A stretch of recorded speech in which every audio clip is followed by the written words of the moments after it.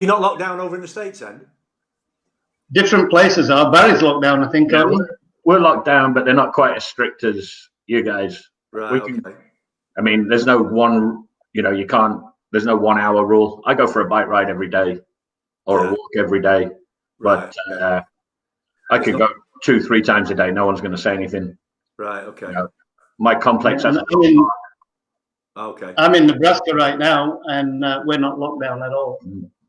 We're just being careful, but there's no lockdown here because it's in the middle of nowhere, and all the houses are all spread out. I think we've had, in the whole of Nebraska, we've had 50 cases so far. So now whether it comes and hits, I don't know. There's very little open though, yeah. Sorry? Very little open. Like you've only got grocery, and there's no bars or stuff. Still, no, we're the same. We don't have bars or anything like that. So just grocery stores, pharmacies. I've just got a shitload of wine that I keep drinking every day. All right. Well, I think we're live. Okay. So let's start off, and just want to thank everybody for who's listening in there and who watches this after the event. So this is going to be a fun kind of deal where we're going to look at which is a better team, Manchester City, Tottenham. Where am I going with Tottenham? Manchester City or Liverpool? Which is a better coach, Klopp or Guardiola? Who has the best style of play? Everything about those two clubs, those two coaches. Now it's going to be from a double perspective because we're looking at it from a fan perspective. Because both of these guys here are big fans of their respective clubs, but they're both soccer guys as well. They both played soccer professionally. They both coached in their time. So from a fan and a coach's perspective as well. So let's start off first by introducing ourselves. So I'm Mike Safe with World Class Coaching. We'll go to you first, Barry. If you can just kind of give us a little bit of background of you involved in football and Man City. I'm Barry Walmsley. I run a company called Travel and Play. We do sports travel for teams from the US to go over to Europe. I moved to the US when I was 18. I did not make it as a professional in England. At 18, came and played Division I college at Cleveland State University. Played a little bit afterwards in semi-pro leagues. When I was about 4, my dad was a Man United fan. However, Colin Bell was around, and Colin Bell, still my hero. So unfortunately, in 1967-68, when City were good, I became a Man City fan. And that was about it until about 5 years ago. 10 years ago now, isn't it? So it's longer than you think. We had 40 years of not being very good. So, but still a big City fan, and not too upset at the moment. So you're stuck with them, and now it's paying off. But it's like me with the Chiefs and the Royals, and me with the Browns eventually, I hope. So. No, I don't think that's ever going to happen, Barry. And I was also lucky enough as a kid, from when I was about 14 till I left to go to America to play with Steve on the right, or he's on that side of me. Okay, Steve, so you go ahead. Usually right behind you, Barry. Only in running races. That quick either. So good afternoon, everybody. My name's Steve Brakel. I was an apprentice professional for Blackpool Football Club. Broke into the reserve side at the age of 16. Met some great older players when you played in them days. Used to play on the proper grounds. Used to play with older players. Used to help develop the young players. It's a totally different system now. Then I went into the non-league and played at a decent level. I played for teams like Chorley, Morecambe, Lancaster City, to name a few. I played up until I was 39 years of age.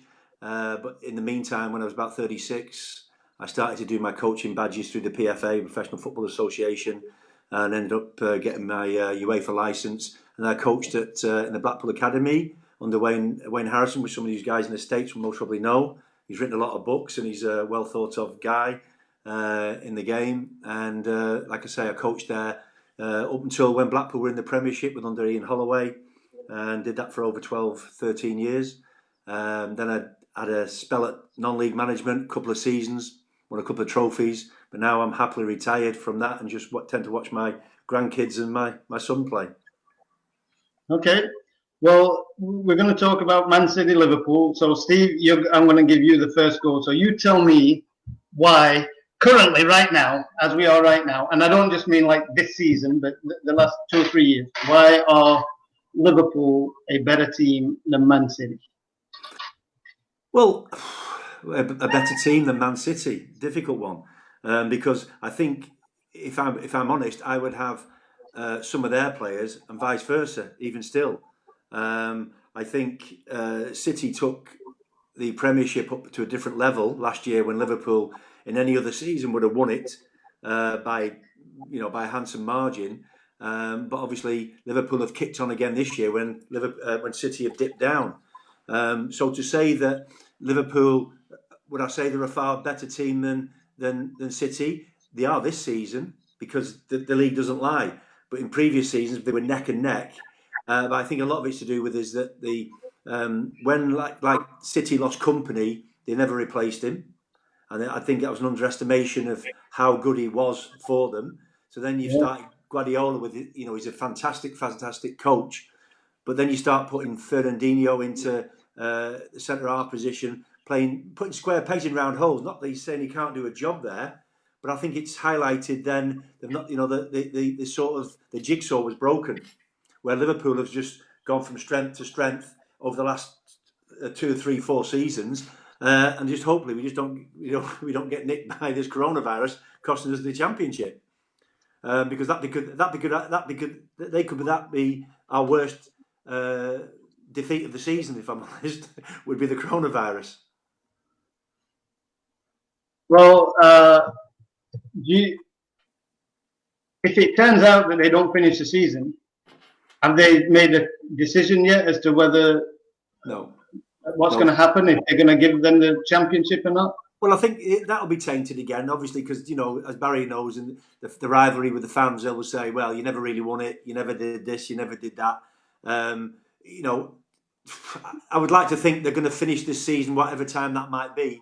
That might impact on next season, but they might have to look at not starting a proper season next year. They might have to do some cup competitions, but I think it'll be criminal, not just for Liverpool, but I think you've got a chance of Sheffield United going into Europe. You've got a lot of clubs that are fighting for different places, and if you take it down the other leagues as well, if you go down as far as the conference with Ian Evatt, who used to play at Blackpool, who's had a fantastic season with Barrow, got an opportunity to get Barrow into the Football League for the first time in 50 years.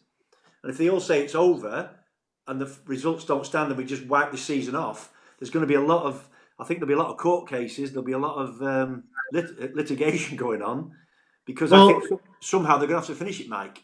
Right, but just on the Liverpool thing, here's my thought on that is, regardless of what they do for the rest of the league and all the divisions and stuff like that, Liverpool what are they, like 2 wins away? 25 points ahead, yeah. They're 25 points ahead. Are they like 2 wins? If they win 2 more, or City lose 2, so they're gonna, they would have to be a coronavirus or an earthquake to stop them winning. That's it. So I don't know, but I would find it hard to say that they don't give them the championship. But that's my. I would certainly agree with you. Whether other people do, and I don't know. But I mean, if you take the cricket scenario, they have this Duckworth-Lewis scenario. To decide a game, I know that's only used as one game. To me, I'd like to see it be finished somehow, because I wouldn't want it to be say, well, you've not won it in 30 years, and you never actually won it. We'll give it to you because mathematically they could still be caught. I personally, I just can't see the season being finished, because we're going to be on lockdown for, some kind of lockdown for at least 2 months, maybe 3 months. Yeah. Then you start getting into the summer. Then you've got to get ready for the next season, and even then, we're not going to be out of lockdown. We're still going to be it's still going to be a strange situation. I would be surprised. It wouldn't surprise me, put it this way, if the season doesn't start in August, September, whenever it starts, because I think finishing last season, I think they may even struggle to start the next season on time. Well, you've got the other But that's things. my It's not just the Premiership though. You've got the Champions League. What are they going to do with that? What are they going to do with all the Champions League games and everything? Is that are they? I mean, who wants to go to Spain at this moment in time? That that the country's crippled, isn't it? So their teams the same thing. Germany, a company that I work with over there. It's affected. It's a worldwide thing, isn't it? So there's no easy answers to it, Mike. To be honest with you, I'd love if Liverpool were giving it, because they're 25 points ahead. well, And feasibly, Barry, would you give Liverpool a championship? he wouldn't. Barry wouldn't give the Steve. Yeah, just so we can pick on him the rest of our lives, saying that you never actually really won it would be the way forward. There's no doubt that Liverpool were the best team this year. Yeah. I mean, I said that last year when I have arguments or friendly conversations with my Liverpool friends, and they keep saying, "Well, we won the European Cup." Yeah. But as Steve said, the league is the one that shows who is the best team over the year. And for 2 years, that was City. And this year, it's Liverpool. Yeah. But it's not a case of being able to give it to Liverpool because the bottom of the table is so tight. Aston Villa are not going to accept relegation, having played one less game than whoever's just above them. I think Southampton or someone, they've moved up further. But they're not going to accept being relegated and the cost of that. So it's there's no doubt Liverpool are the best team this year, but they can't just go by that because that's not how the league works. No, absolutely not. So it's a very difficult one. I don't know what the answer is to it, Mike. To be honest with you, because one side's going to be happy, one side's not. Scotland, I believe, below the top league in Scotland, have just said that they're finished, and they're doing it like Steve said, number of games played by number of points, and whatever your number comes out, then that means Partick Thistle are getting relegated, and they've played a game less, and they're only 2 points behind whoever's above them. And they're going to court over it. They're saying we're not going to accept being relegated when we've played a game less. That's it. That's how messy it's going to get, you see, because there'll be litigation going on left, right, and centre, I presume. But it's a. All right. Well, Barry, you said Liverpool are the better team this season. You said Manchester City were better last season. Yeah. What about overall? We'll take overall the last 2 or 3 years. Who is the best team? I think it's been some of the best football. And I think Steve will go along with me on this as well. We're both actually football fans first. Yeah. Having the right game played and the way those two teams play and the way they go after the game and the way they both respect their fans, the way they both try and play the game. I think it's been 2 or 3 of the best years of watching soccer or football ever. I live in America now, Steve. Sorry, I call it soccer. No, I won't hold that against you, don't worry. It's I can't remember a time, and there probably was, but I wasn't involved because we were in Division 2 or something, where teams were quite the same level of that. And I'm sure some Man United or Leeds fans will say back in the 80s or 90s there was a similar thing going on. But I can't remember teams playing at that level of play with so many good teams around. Like you just mentioned before, how good Wolves are at the moment, how good Sheffield United have come in the league. Burnley, Everton, all these teams, there isn't an easy game out there. And for 2 clubs to be that far ahead and that far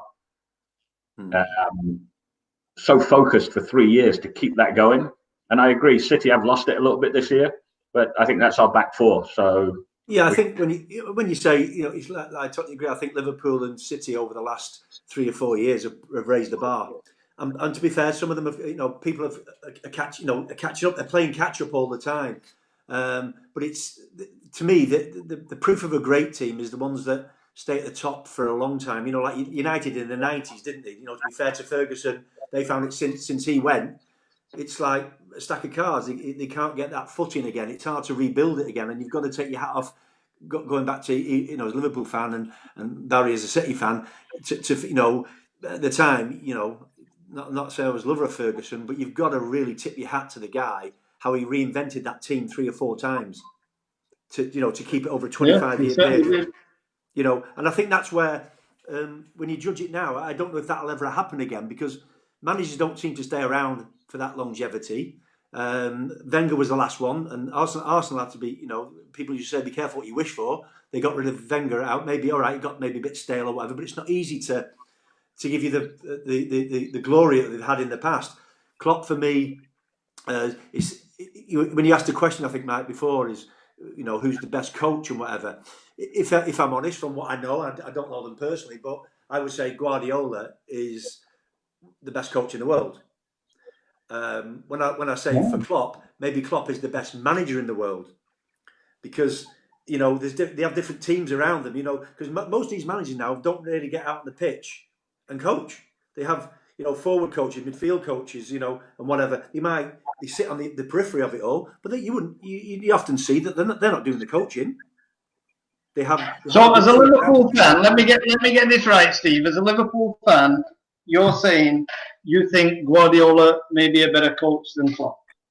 As a technical coach as a footballer and what he's done in the game and how he's played and where he's played, yes, I would say that. I think what Klopp has, he's a great man manager of players, and he's got great coaching people around him as well. I'm not saying he can't coach, but what I'm trying to say, his is more of a team, where I reckon Guardiola is more of they do what Guardiola, they coach what Guardiola tells them to coach, and his philosophy. What about you, Barry? What do you think on that? So I would take either of them as my coach. So I think sometimes the one issue I have with Guardiola is that it's his way, no matter what. And if you remember when Liverpool beat us 4-0 a couple of years ago at City. Yeah. No, it was at Anfield, but we made like 3 mistakes inside 5 minutes, and you scored 3 goals by carrying on doing the same thing. Yeah. And at one point, Ederson tried to play out of the back where you'd just given 2 goals away and gave a third one away. Mm-hmm. Sometimes there might just have been a reason, that, hey, Ederson, we're under pressure, just whack the bloody thing up the field and let's get on with the, play down their end for a little bit. But he'll never go away from that. His argument would be, well, if we do it all the time, it's always going to work. Yeah. Or majority of the time, it's going to work. And it's hard to argue with him. If he's not the best, he's one of the best guys in the. I think it's nitpicking to say who's better than the other. I think at the end of the day, all I would say is that for me, because I'm a Liverpool fan, don't get me wrong, and I love Klopp. I think he's the best thing that's happened to Liverpool in a lot of years. But you've got to look at where Guardiola's gone in the world football. He wins things, and I think people used to say about Mourinho. Well,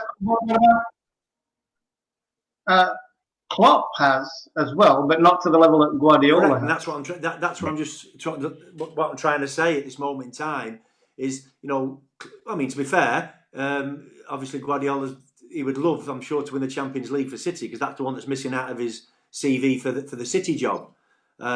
Whereas for Klopp, like I think we had this conversation, Barry, when I met you at Christmas time, or when we spoke on the over Messenger and whatever, is that you give us let us have the Premiership and you have Champions League this year. We'll do a swap. You know what I mean?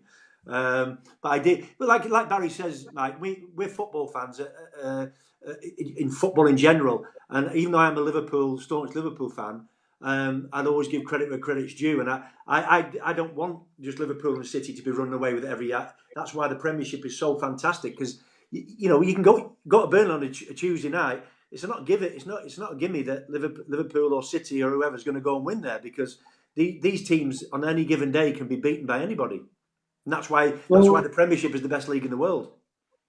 We're talking about so we're looking at both coaches have had success. Now Guardiola's had more success, obviously, with Barcelona. When he had Barcelona, it was like Barcelona and the rest of the world was a notch down. Yeah. Bayern Munich and now at Manchester City. But Klopp has had success, but not to that level. But now he hasn't been at a Barcelona. He's always been at a club slightly below the big guns. But you mean Liverpool and the Bayern Munich? Since he got to, but even at Liverpool. Yeah. It took him a while at Liverpool to be able to spend the money and build on that success. It wasn't like he went to Manchester United or Real Madrid or Juventus or somewhere. So I think that may hide a little bit of what he's been capable of. But let's face it, they do play 2 different styles of play. They don't play identical play. Manchester City play the short passing stuff. whereas Klopp is, in my mind, is a more attacking minded. He's high fast, press. It's high press. yeah, More high press. high pressure, and they want to do everything at speed. So if you look at those two, would you say that one is better for a spectator than another?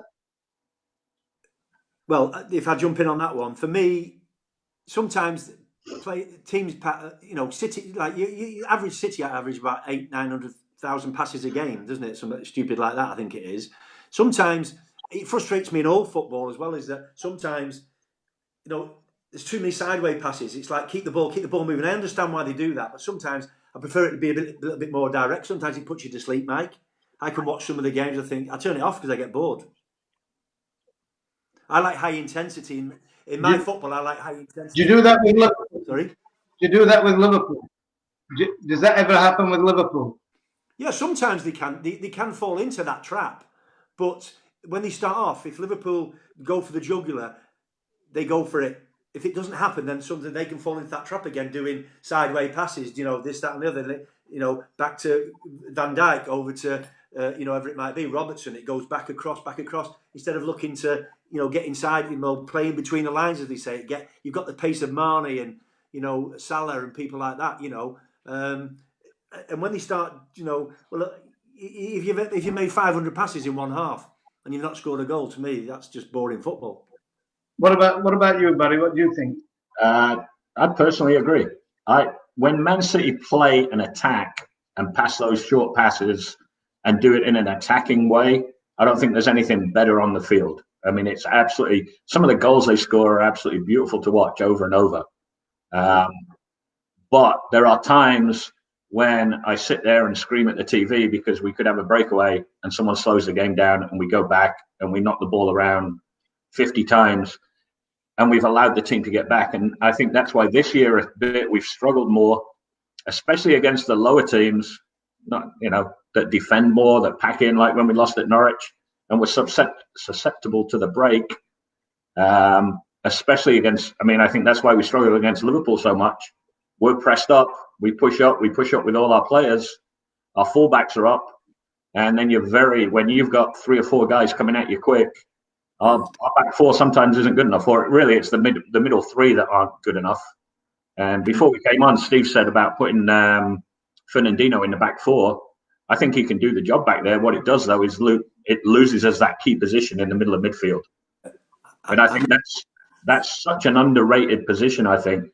I think one of the reasons Henderson's played so well this year is he's actually sat in that position, and that solidified Liverpool. Yeah. 2 years before that, it was Fernandinho doing that for City. And then for years, go back down the line, Vieira, Scholes or Keane, Kante, that key position. And City have lost that a bit this year by moving Fernandinho out, and Rodri isn't quite the guy to fit in that spot. So we don't go forward with that same confidence this year that we had in the past. Well, okay, here's my take on it. My take is the possession style I'm okay with. I'm like you, Barry. I'm okay as long as we're possessing to try and score a goal and go forward.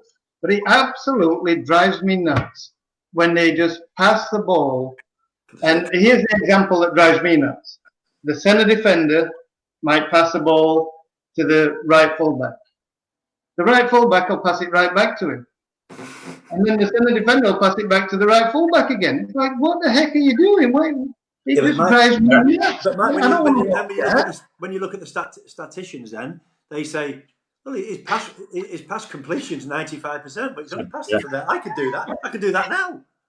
Well, that drives me nuts. And my view is, I kind of agree with Steve, is that Liverpool sometimes get into that, but they only get into that because when they get the ball, they go forward, it seems.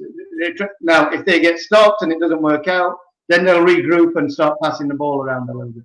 So that's like to me, that's their second option. Whereas Man City, that tends to be their first option. They get the ball and they just pass it around. And, I'm sure that they score goals because the other team gets dizzy and bored and get, lose focus because they're thinking, okay, these guys are not doing anything. We still score more of our goals when we get in behind. Yeah. Whether it's a short pass in behind or a long pass in behind, you've still got to get in behind that back four and get them turned. Absolutely. And whether that's, I mean, you've seen some of the passes De Bruyne knocks where he cuts out 3 defenders in behind him and bends it to the guy's foot at the back post. That's still getting behind. And that's when City start struggling, and have struggled sometimes this year. And where it gets boring is when they don't try and get in behind and then say, okay, well, no matter what, we're not giving up possession. Well, Barry, as you know, as we all agree, I mean, from a defender's point of view, you want everything in front of you. You don't want anything behind you, because you want to. If you've got it all in front of you, you can see it, you can block it up, you can whatever. And that's what the teams are doing against them now. And it's hard for them to break down, is because they'll bank it up. You know, like you said, the structure's there straight away. So teams aren't expansive against the likes of Liverpool and City. Well, when you take City playing out from the back from Edison, the full-backs, and tippy-tapping it around, they'll just stay in their, what I'm saying, in their formation. So it makes it more difficult for them to do that and break it down. Whereas Liverpool's main game is to press you as high and put you under pressure. Then you've got to have a first good touch, good pass. But as we all know, the more pressure you put under, the more likely you're going to make mistakes. Yeah. Which is a good philosophy if it works all the time. But when it doesn't, Liverpool can fall back into the same thing of doing the tippy-tappy, passing here, passing there. Which and I would just that Man City go forward first. Yeah. I think they're more apt to take the second option than Liverpool are. How's that? Yeah. Okay, maybe. I'll let you go. I'll let you have that one, Barry. So let me just ask this question, Barry. Do you think Man City have struggled a little bit? When I say struggled, yeah, being second's a struggle, isn't it? Yeah. Well, actually, I was looking at the table. They've lost as many games as Sheffield United, and won more games than Wolves. Yeah, it's just that Wolves and Sheffield United don't have the players to go score the goals and win the game. But anyway, the question I want to ask, Barry, is this: do you think Man City are not as dominant this year as they are in the past because they've lost company? They're pulling the centre defender back to play centre half.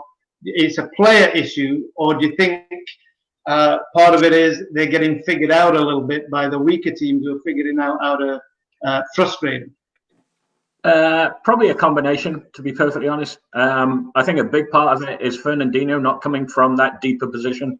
I don't think Rodri gets forward. He also seems to play Gundogan there quite a bit, and I've never been a Gundogan fan, to be honest.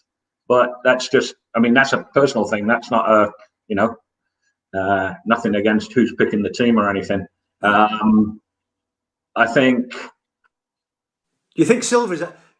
Silva. David Silva's coming to the end, and he's leaving at the end of the season. It's all been, I think that he's been not underperforming. It's like, he's 30. How old is he now? 32. Barry 33. When you're going to be leaving somewhere, it's hard to keep. I suppose it's hard for these guys sometimes to keep motivated. I'm not saying it's just down to that, but the last few seasons, the guy was a genius. He's on fire, but he hasn't been this year. But De Bruyne, to me, has stepped up to the plate again. So I mean, the problem is when it's such a finely oiled machine, if something's not 10% below, it's whatever. It doesn't. It doesn't even have to be that much in this game, does it? 1 or 2%. It doesn't, Barry. And the previous season, when City won the title last year, it's all if buts and maybes. But look how many draws Liverpool had. Yeah. You turn one of them more into another win, and that's how close it was, and that's how close Liverpool and City are, and everybody else is playing catch up. I think City's, this will be come the summer or whatever, when the next season gets going. Guardiola, they already know what they need to replace by and who they need to get in, but then it's getting the right. It's not just spending the money; it's getting the right person that fits into the mentality and buys into the. The team game or the philosophy of the coach and the club. Yeah, as a City fan, the only one I don't understand, and it's tied in with Silva, is I watch Phil Foden and think he's absolutely amazing. Yeah, quality lad. And Guardiola even said he's the best player he's ever coached, or had the most talent he's ever coached, something along those lines. And when you think of who he's coached, that's quite an amazing thing. But then he's not playing him. Yet whenever he comes on, he looks absolutely like a world-class player. Yeah, that's a good point, that, Barry. Good point, to be fair. I do like it. That's one thing Klopp has done. When you look at, Andy Robertson, he wasn't a great player when he came to Liverpool. No, and he's a jock. What's your other fullback called? You're absolutely right. Okay. Yeah, no, but to be fair, You've got two young fullbacks who look absolutely amazing that nobody really knew anything about. Yeah. Well, if you remember, Liverpool spent all that money on Klein from Yeah. Southampton, got injured, and now his career's been virtually finished by Arnold because Trent Arnold because he's just been out. I mean, the guy's outstanding, but the quality of, like you say, Robertson's bought into it, and he's made him 10 times a better player. But obviously, credit to Robertson as well because the player's got to do it. You know, it's all right the manager believes in you, but you'll only believe in you for so long unless you're not doing it on the pitch, aren't you? But yeah, there's a very fine line. But the problem, the only sad side for this is this coronavirus has ballsed it up for everybody because really it should be now. We could have been the strategy for next season would have already been laid out. I think you would have known more what City's going to be doing. But if we can't finish one thing, it's hard to look for the next, isn't it? You know, we can't even get to the court of arbitration. So, I got another question about players. So, okay, I got another question about players. These are Liverpool players. I was talking to somebody. It was probably a couple of weeks ago, and I kind of agree with them in a sense. They were talking about Mo Salah, and they were basically saying that they feel like he's a ticking time bomb. In that, if he's not scoring goals, he kind of pouts a little bit, and if he's not scoring goals, he's trying to do things individually when he should be passing to the open person for the open guy to score. But he's so desperate to score because he's not scoring as many goals as he was last season. And if things don't start going his way, he could turn out to be a problem. You sense that at all, Steve, or not? I don't sense it I sense it in the fact that the guy's he's a hungry goal scorer, so they're always selfish. The greatest goal scorers will never pass. You know, the easy pass, mate. They want to score the goal, simple as. I wouldn't say he's a ticking time bomb. No, I don't think. Well, put it this way, Klopp wouldn't let that happen. I don't think he'll let anybody have a bigger ego than the team. He's not frightened of taking people off. He takes Marnie off when he's on a hat trick, and Marnie's like nearly spitting his feathers out because he's taken him off when he scored 2 goals. He wants to get the hat trick, and that's the hunger of the guys. I think they want to be. So It doesn't worry me about that. No, I think Klopp will manage that in a way. But all the best strikers in the world, Aguero, same as City. He hates to be taken off. He don't like to be played. He comes on, him and Jesus and whatever, blah blah blah blah blah. The argument there is that I don't think he's a ticking time bomb. I think when he gets frustrated, I think if he doesn't score, but that's not a bad thing because he'll just try twice as hard. And even if he's having a bad season, he might be scoring 10 goals less than last year, but that's still 25 goals. Yeah. Okay. All right. Well, here's a question now, and I saw lots of arguments about this last year, and no conclusion either way. Who had the best season last season? Liverpool won the Champions League. How many points did they finish behind in the league? Was it just 1 point? 1 point. It was a big 1 point, though. It was that big. If I remember, Barry, it was that big. In like the last 13 games or something, Liverpool won like 12 and drew 1, and Man City won all 13 or something. It was that close. So Man City won the league. What did they win anything else? Barry, did they win the League Cup or something? Yeah. The Milk Cup. Okay. So they won Liverpool finished 1 point behind and won the Champions League. Who had the best season? Man City. And Man City, and if Man City win the Champions League, the League Cup, and the FA Cup this year, if they all end, and Liverpool win the league, Liverpool had the best league, their best season this year. Yeah, well, they might have been the best. The difference, though, we're not saying who was the best team, who had the best season. That's different. So I still think winning the league is the key. I still think I'd agree. Yeah, I'd agree with Barry there. Is that I think in 2 different ways though, last year, if you would have won the Premiership, because that's the elephant in the room for Liverpool. 30 years since they've won it, or 29 years, 20 years it is this year. So I always think if you listen to all the great managers, going down to Shankly, to Paisley, to Ferguson, and even Wenger at the time. The main objective is to win the league, and if you've done that, you've had the best season, because that doesn't lie. Cup competitions can go on a there's two legs and different things and all that sort of thing. The league is over 9 months or whatever, it's 10 months, and the best team always wins it. So I would say by a fraction, you've got to give it. I give it City by one frigging point, because we drew too many. So there you go. Yeah, okay, that's interesting, because I agree. That the best team usually wins the league championship, or they have proved themselves the best team. I'm not sure that is always the best season. If Man City had, if last season, for example, if Liverpool would have won the league by 1 point, and Man City had won the League Cup, the FA Cup, and the Champions League, I would have said Man City had the best season. Yeah, that's 3 trophies. It depends what value. Oh yeah, it's a great question, Mike. It's a great question. It really is. You're saying if they win the league, they had the best season. I'm not saying that. I kind of don't think that's always accurate. Well, we won 3 last year as well, so, and probably 3 this year as well. So just a different 3. Well, but the difference being this year would be that there's a big gap between winning the league and finishing in second place. If you're 1 point behind, it's that close. Well, there's 9 games. There's 9 games left. Liverpool have lost 4 of the last 6 games. Yeah, I mean, to be fair, they've gone into a bit of a dip. To be fair, Barry, but because they've been so far ahead, and I think that would be the worry for Guardiola at this minute, and his coaching staff and the players, is that that is a big gap, isn't it? Yeah. But I think there's little things that we've talked on before, the Fernandinho. But I mean, look at Fernandinho. How old is he? 34 now, Barry? Mm-hmm. They're just giving him 1 more year. Yeah. Yeah. So they're looking for a replacement. And sometimes it's hard to get these replacements, because these guys are all multimillionaires anyway.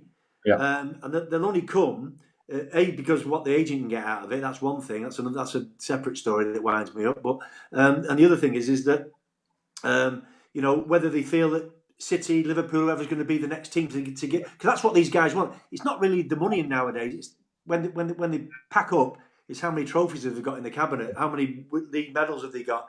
That's what they judge their careers on, because these guys are multimillionaires by the time they're 21, 22 years of age. That's why we need Harry Kane to replace Aguero, because he's 32, and Jesus is not the answer. So that's where Liverpool's. Let's look at it.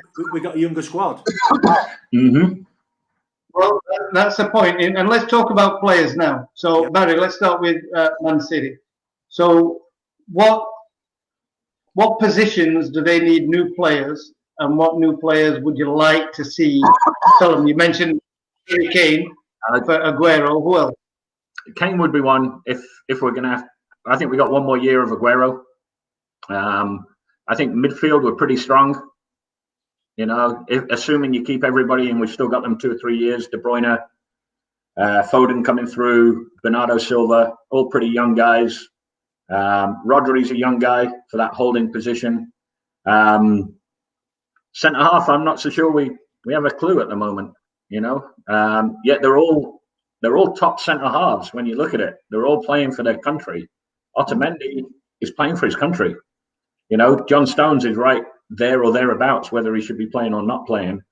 So where do you find top quality centre halves? That's why, I'm sure Steve will agree. If they lost Virgil van Dijk, they're in big trouble. Compared to, he makes everyone else better, and that's what Company did for City. Yeah. Not only was he good, he made the players around him good. He's unbelievable. I think, the problem is, but like you say, there's not many of the Van Dijks in this world around, is there, to get, and obviously like the Company that you can see, City losing him, it's had a bigger impact than maybe Guardiola or anybody thought, but that tells you, even how important, more important they were when they were there. Exactly the same with Van Dijk. I look at Gomez. I like the kid a lot, but is he a dominant as Van Dijk? No, he's not. He's a different sort of player again. You got Matip. He's quite nice and tidy on the ball, but is he a dominant as well? So these are, once you lose these sort of players, through injury, or they move on or retire or whatever it might be. It's very, very difficult. That's why I go back to my point again, Mike, when you got to take your hat off to Ferguson, because this guy did it 3 or 4 times, build teams to win the Premiership. And, like Guardiola, 2 years on the bounce, he's done it, winning the Premiership. And now this year, this will be a massive wake-up call to him to think, shit, well, how can we be 25 points behind because of these things? And, even though we're touching on it, Barry, I'm sure they know. There's a combination. There's a combination there. Man City are losing a few more games slightly, and drawing some maybe. But Liverpool are on the other end. They're on such a record, or were until the last few games, on such a record pace of winning every game, no matter what. So those two things combined really accentuated that gap. When in a normal season, that gap might have been 5 or 10 points or something. But Barry, I just want to get back to you and finish off with you. So centre halves, do you have any centre halves in mind that you think would be good? I don't. It was Steve Brakel and me when we were at our height, 15 years old. Jesus, Barry, that's an answer. Yeah. I was the skillful one, and Steve kicked people. So it was good. He's not going to deny that, by the way. So he might deny I was the skillful one. I'd even kick Barry if he got in the way. So no, I think it's one of the toughest positions in the league. First of all, you're not allowed to defend anymore. Properly, in my view. The days of Tommy Smith, Vinnie Jones, all those guys are gone. So, you do have to look and say, well, the guys they're looking at that are now playing centre halves, is that the way to go? Or, how many times can you put up with a John Stones mistake, despite the fact he looks so good on the ball at times? There's very few guys out there. I mean, so there's nobody out there that you can. No, because you can see and say, okay. Who the hell did Man United buy from Leicester? Harry Maguire. They paid 70-odd million for him, and he's not very good. Well, he's not. He's really good. He's not. They call him Slabhead, don't they? That's his nickname. Slabhead. And part of that is he's not allowed to defend the same way anymore. You can't put your body on guys anymore. They fall over as soon as they touch them and stuff like that. So, and that's all players. I'm not going to pick on Sterling from ours or anyone else. When they get touched now, they go down. Yeah. And quite rightly so, because if they don't go down, they don't get the free kick. So referees have got to start saying, okay, well, this is either a foul or isn't a foul, no matter whether you go down or not. But defending and having the right defenders is so hard. Because if Liverpool get stuck with Gomez and Lovren, who are, both half decent, especially Gomez, Lovren goes back to looking like he's not a very good centre half. No. But next to Van Dijk, he looks good. Yeah. John Stones next to Company looked good. But when he's next to Otamendi, who dives in like a 12-year-old repeatedly, and I don't understand how he still gets away with it, how the coaching staff are not on him all the time. I mean, did you see, I can't remember what game it was. I think it was a European game. Where we were up by a goal, and he went in and fouled someone, and De Bruyne came in and just screamed at him like he was a little kid. Like you say, Barry, they're basics. We always taught as defenders, go to ground at the very last choice. The very last minute. You don't go to ground, because once you go out to the ground, you don't win it. You're out of the game. But now, if you go to ground nowadays. If you don't time it right, it results in a red card, doesn't it? Yeah. Okay. Well, Steve, let's look at Liverpool. Yeah. What players do you see are going to need replacing, or what positions are going to need replacing in the next year or two, and who would you like to see replace them? Well, when I say replace them, I think they need to add to the squad again, because I always think they need another keeper. They've got Adrian when he comes in, but he's cost us in different things, and he's not at that level. But the problem that you've got is that when you get a second choice keeper, you get one. You can't start to keep 2 world-class keepers. So to add to the squad, obviously Milner's coming to the end of his time, because he's such a fantastic asset, because the guy can play anywhere, except maybe not in goal. But I suppose if he went in there, he'd do okay. So there's areas that I think they've got to try and get some better players in there. But if you look at Liverpool's team, it's relatively a young side. So there's nothing I would say in the next 2 or 3 years. unless they get a serious injury, who they can bring into. But the best thing to do with any great side is they add quality if they can when they're on top. But as we all know, again, it's easier said than done because who's out there? You know, the guy from Ajax, was it De Ligt, the centre half? Yeah. But he went off. I think he's gone to Bayern Munich, didn't he? De Ligt. He went to Bayern Munich. So I'd love to get another another centre half in because, if Van Dijk gets injured or whatever, we've got other centre halves there, but not dominant centre halves as I call them. But there again, the adage is like what Barry just said. Well, do you need a dominant centre half that's 6'4" and blah blah blah, But Van Dijk works massively because he gives a strength to the team. Because I just go back onto a point we were talking about before, and even in the modern game, even compared to we were back playing Barry and in times gone by, I still think the strength of the team is done from the goalkeeper to the centre half, to the centre midfield, to the centre forward. The spine of that team, even in nowadays, it still has to be the same. And if you look at Liverpool, they've got it with the keeper. With the keeper they've got Van Dijk, you've got Henderson, and you've got the guy, Salah, whoever it might be up front. City had it with Company and Edison, the keeper, Fernandinho, and whatever. That slightly falls off. The other things can start to come loose around it. Well, okay. Well, let's look at that then. Let's look at Barry. What about who is the more? If we could choose one, or maybe two, if you really need to, but if we can choose one, who is the most important player, the key player that if you lost him, City would not be as good? Kevin De Bruyne. Yeah. Without doubt, I think he's up there with. He may not be quite Messi or Ronaldo level, but he should be getting mentioned in that same breath. I think he's that good. How he changes the game when he comes on the field is stunning, and I think that was one of the reasons early this year we really struggled. If you look at the games, I guarantee De Bruyne wasn't playing a lot of the ones that we lost. So okay, that would be. What about Liverpool, Steve? Well, to me, it's Becker the keeper for me.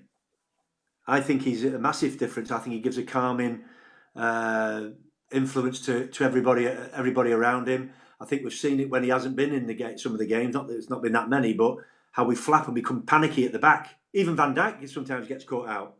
Because even though I love Van Dijk and whatever, sometimes from a defensive point of view, I think, how come he's got caught wrong side there? How come he's caught?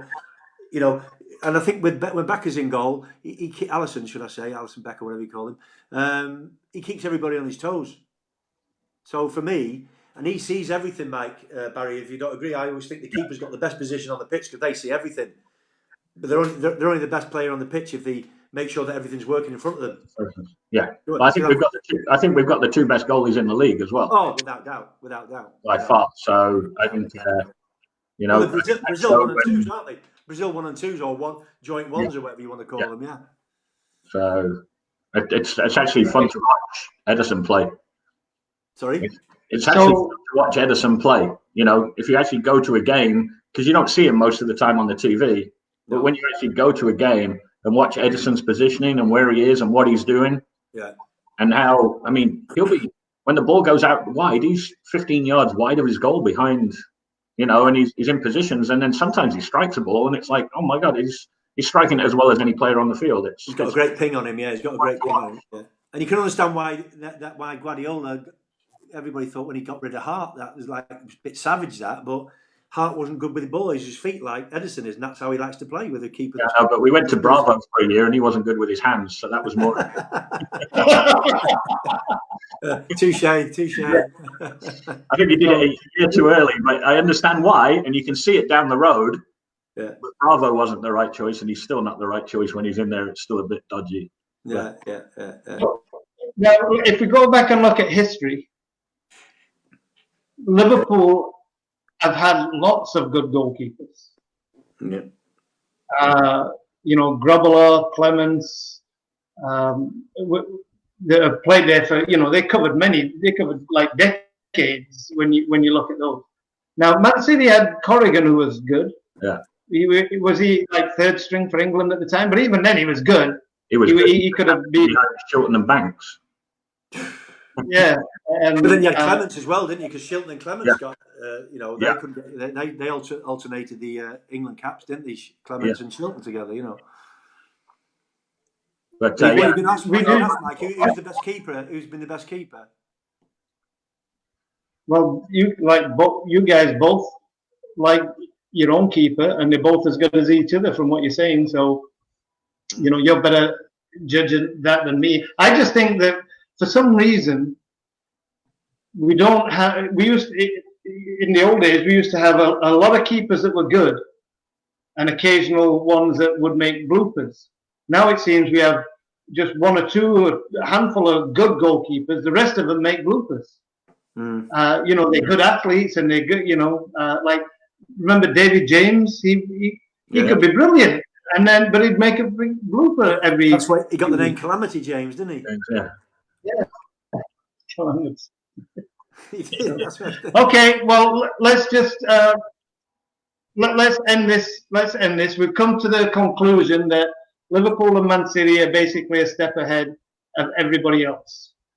Have we come to any conclusion who is the best? And we can't just say this season or last season. Let's take the last two seasons combined.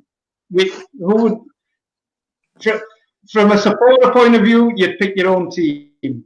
If you were trying to be neutral about this, who would you pick if you could be neutral?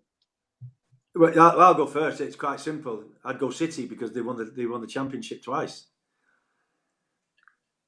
No, we're only talking the last two seasons, Steve. The last two seasons. They can't win it twice in 2 seasons. When Liverpool are going to win it this season. Nobody else. No, sorry, but before this one, the last 3 seasons, then it's been City twice, hasn't it?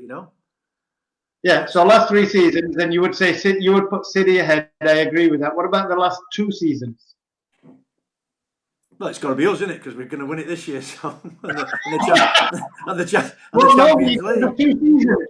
It's not just this season. Yes, Liverpool this season.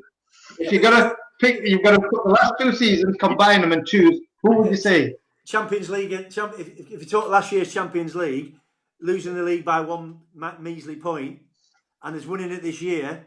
Okay, that's it. I go for Liverpool. All right, buddy. What do you say? If we assume the season ends and we win the League Cup, the FA Cup, and the Champions League, then it's us, isn't it? Yeah, but them other League Cups and that, they're not what they should be, should they? Hey, for a few years when you didn't win anything else, you were happy to win a League Cup. Oh yeah, well, beggars can't be choosers, can they? You know what I mean? So. Well, guys, let's end it there because we've been going almost an hour. So thank you so much, guys, Barry and Steve. It was a lot of fun, and we came to basically no conclusion. No, I think we got a couple of pretty good teams. Yeah. I think I'm going to add my 2 cents just to end with and say that if Sheffield United and Chris Wilder had half the money that you guys were spending, he would be in first place, and Sheffield United would be in first place. But that's for another discussion. Spoken like a true blade, eh? Spoken like a true blade. All right, well, guys, let's end it there. Thanks so much. I appreciate it, and thanks for you guys for listening. And we'll do another one in the future. Good to see you. It's good to speak to you. Stay safe, guys. Yeah, good to see you. Catch you soon, mate. Take care. See you soon. Bye-bye. Thanks, mate.